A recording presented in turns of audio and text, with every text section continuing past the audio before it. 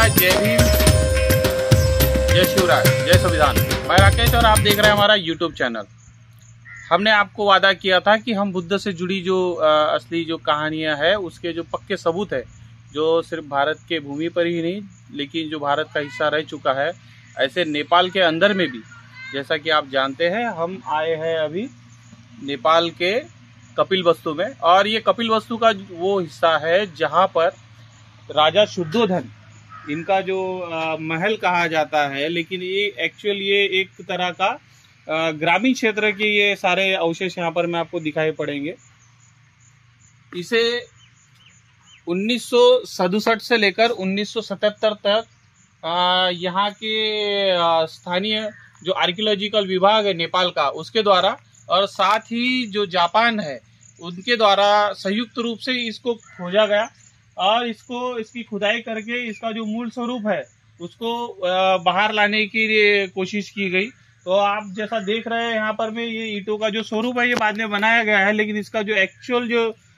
जो स्वरूप है इसके नीचे में दबा हुआ है और इसको बाहर निकालने का काम जो है खुदाई के माध्यम से किया गया। आप देख सकते हैं कि किस तरह से यहाँ पर में ये बीच में जो है ये बरामदे का स्वरूप आपको दिखाई पड़ता है। यहाँ पर में जब खुदाई हुई तो बहुत ज़्यादा खुदाई करने की जरूरत नहीं पड़ी, काफ़ी ऊपर ही कम मिट्टी के नीचे में यहाँ पर में जो स्ट्रक्चर मिला है, वो स्ट्रक्चर में प्रमुखता से जो लकड़ी के लट्ठे होते हैं वो मिले हैं, उसके अंदर में कुछ पॉटरी मिली है, बच्चों के खिलौने हैं। तो इस तरह की चीज़ें जो ग्रामीण क्षेत्रों में अक्सर देखी जाती है, वो सारी चीज़ें यहाँ पर में मिली दिखाई देती है। तो जिस तरह से एक मिथक बनाया गया था कि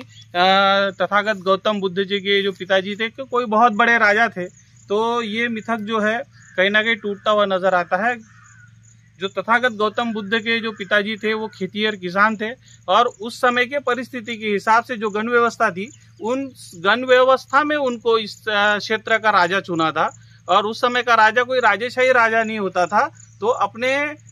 कर्म से और उसकी जो दूरदृष्टि है उसकी वजह से वो यहाँ का राजा कहलाता था, उसके मेहनत की वजह से वो यहाँ का राजा कहलाता था। जो खत्तीय लोग थे, जो भारत के जो मूल निवासी लोग हैं, जिनका प्रमुख व्यवसाय जो खेतीहर था, खेती करना था, व्यवसाय करना था, तो इस तरह के जो सारे लोग थे वो इस तरह के जो गाँव में बसते थे, और इसी गाँव का जो स्वरूप है यहाँ पर में खुदाई पे आपको देखने मिलता है। तो इससे हमको ये चीज फिर से प्रूव होती है कि तथागत गौतम बुद्ध जो है वो भारत की जमीन से, इस भूमि से जुड़े हुए व्यक्ति है, और उनके सबूत जो है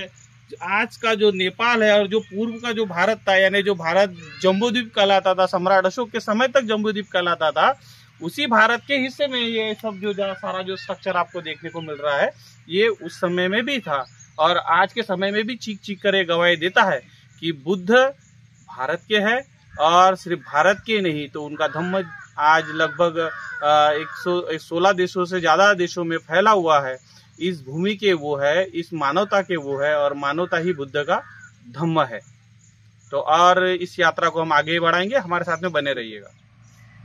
तो साथियों, आप ये यहाँ पर जो देख रहे हैं, ये एक संगाराम का परिसर यहाँ पर मैं आपको दिखाई पड़ेगा, और आपको लगेगा कि ये बीच में से जो एक दीवार गई है,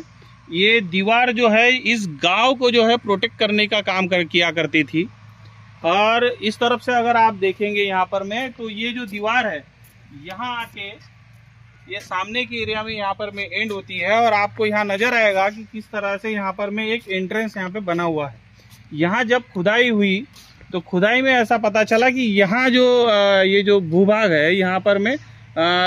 लकड़ी का एक स्ट्रक्चर यहाँ पे होना चाहिए, और ये जो दीवार है यहाँ से फिर और आगे पश्चिम की ओर चलती है। तो इससे यहाँ पर में एक चीज़ समझ में आती है कि ये जो ग्राम था, जो राजा शुद्धोधन के द्वारा राज्य किया जा रहा था, तो यहाँ इसको सुरक्षा देने के लिए, इस ग्राम को सुरक्षा देने के लिए कहीं ना कहीं एक अवैध दीवार यहाँ पर बनाई गई थी। ये ग्राम जरूर था, लेकिन इसके कहीं ना कहीं एक तरह का किले का स्वरूप भी इसको प्राप्त था। और आप जानते हैं कि अगर किसी कोई किले के लिए अगर कोई दीवार अगर बनाई जाए, तो उसके जो आने जाने के लिए है स्पेशल दरवाजे बनाए जाते हैं। तो एक यहाँ पर मैं आपको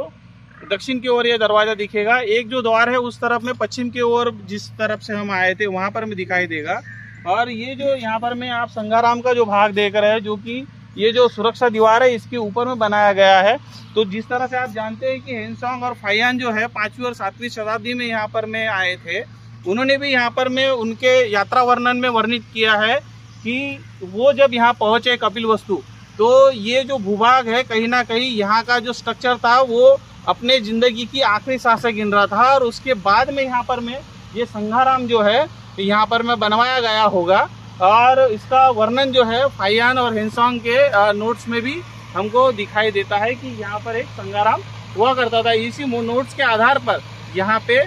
2016 में भी यहाँ पर में खुदाई की गई, तब यहाँ पर में ये सारा संघाराम का जो स्ट्रक्चर है इसके बाद में यहाँ पर में दिखाई पड़ा। तो आप देख सकते हैं कि ये जो बहुत बड़ा एक परिसर है यहाँ पर में, ये राजा शुद्धोधन का हम इसे राज्य कह सकते हैं, क्योंकि अगर राजा है तो राजा अपने गांव की, अपने देश की सुरक्षा करता है और सुरक्षात्मक दीवार बना के उसकी सुरक्षा करता है कि बाहर के जो लुटेरे हैं या चोर है तो किसी तरह से यहाँ के लोगों का नुकसान ना कर सके। तो ये सारा स्ट्रक्चर हमको यहाँ पर में देखने मिलता है कि किस तरह से यहाँ पर उनका राज्य हुआ करता था। तो जिस तरह से हम हमेशा कहते हैं कि बुद्ध ही सत्य है, और थंगलान पिक्चर के द्वारा भारत का जो इतिहास बताया गया है कहीं ना कहीं वो पूरी तरह से यहाँ पर में सत्य होता हुआ दिखाई पड़ता है। तो साथियों, यहाँ घूमते हुए हम आए हैं, जैसा आप अगर पीछे देख पाएंगे यहाँ पर में बाहरी एक दीवार बनाई गई है इससे इस परिसर को सुरक्षा देने के लिए। ये जो है ये पूर्वी द्वार है, और जैसा कि आप देख सकते हैं यहाँ पर ये जो दीवार है करीब 8 से 10 फुट की ये जो दीवार है, जो सुरक्षा दीवार इस पूरे परिसर को घेरे हुए उस समय की थी। लगभग आज से 2600 साल पहले बुद्धा के समय में जब राजा शुद्धोधन इस क्षेत्र में राज किया करते थे, उनके वक्त की ये दीवार है। और आप जैसा कि देख पाएंगे इसका 2600 साल के पूर्व होना इस बात से भी प्रमाणित किया जा सकता है कि यहाँ पर में ये जो ईंटें लगाई गई है, ये ईंटों का अगर गिन के देखा जाए, मेरे हाथ से भी अगर आप देखा जाए तो लगभग 22 से 24 इंच की ये जो ईंट है ये बुद्ध काल में या उसके पूर्व काल में भी इसका इस्तेमाल किया जाता था। इससे ये प्रमाणित होता है कि ये लगभग आज से 2600 साल पुरानी ईंटें हैं। और तथागत गौतम बुद्ध के जो पिताजी राजा शुद्धोधन इस क्षेत्र में राज किया करते थे, उसका ये पूर्वी द्वार है। और इतनी भक्कम तटबंदी यहाँ पर में आपको दिखाई पड़ेगी कि किसी भी तरह का कोई आक्रमणकर्ता जो है यहाँ पर में नहीं आ पाता होगा उस समय में। और इतने भक्कम तरीके से इस क्षेत्र को उन्होंने संरक्षित किया होगा। यहाँ पर में आप देख सकते हैं ये लगभग 8 फीट की दीवार है। ये जो ऊपर का आप स्ट्रक्चर देख रहे हैं ये इसको सुरक्षित बनाने के लिए ऊपर से किया गया, लेकिन इसका जो बेस जब यहाँ पर मिला होगा तो ये इतने ही आकार का, इतनी ही लंबाई का यहाँ पर रहा होगा, जिसको यहाँ पर में दिखाने का काम यहाँ पर पुरातत्ववेत्ता जो है वो करने की कोशिश कर रहे हैं। इस परिसर का अभी सफाई का भी काम शुरू है, और भी चीज़ें जो यहाँ पर मिल रही है हम आपको दिखाने की कोशिश करेंगे।